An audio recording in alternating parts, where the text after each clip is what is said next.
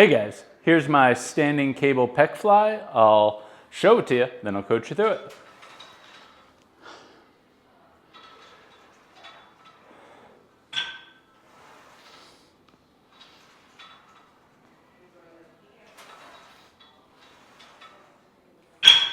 All right, there is a lot going on in the standing cable pec fly, and I want to talk about form first to help you find your pecs, and then all the different ways that you can kind of set this up depending on what works for you. So first, it is challenging for some people to find their pecs during a pec movement, and they end up using their biceps or their shoulders. So the first thing is first, we got to keep our ribs stacked over our pelvis. I don't want to see this huge flared position, especially not as you're opening up. You don't want to stick out and round. That's going to become too much spinal movement. Try to keep the ribs over the pelvis, all right? And then I start with those arms crossed, and this really makes it easy for me to squeeze my pecs and feel them and get in touch with them. Then I'm going to slowly open. And at first, I might only open to about there if I'm still trying to find those pecs, and then squeeze back to re-grab them. As I go wider, if you're a novice, you're more liable to feel this in the biceps or the shoulders. So start with a small range of motion and ensure that you're moving the weight with the pecs. You don't want to bend the elbows and straighten. That's a press.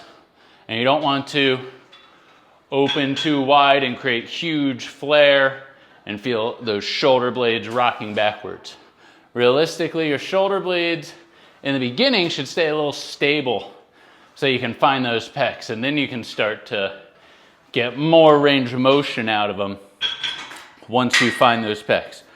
But the stack and the crisscross is the first step in helping you feel those pecs. So get that first. Next, my cable machine is relatively wide, so I can do a lot of different variations of cable pec flies. More narrow machines, all right, it's a little bit harder because you got to be able to find that pec stretch, all right? Let's talk about on this machine.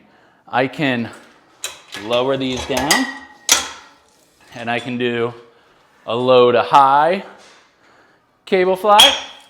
I can come straight across like I was just showing, or I can even go kind of high to low, all right?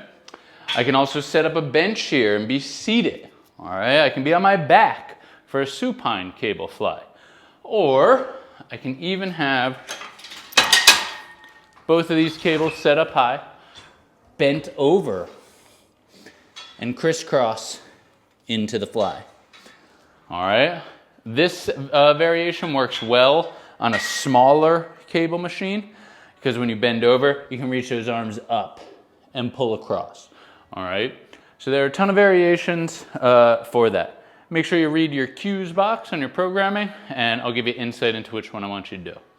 But that is my cable pec fly.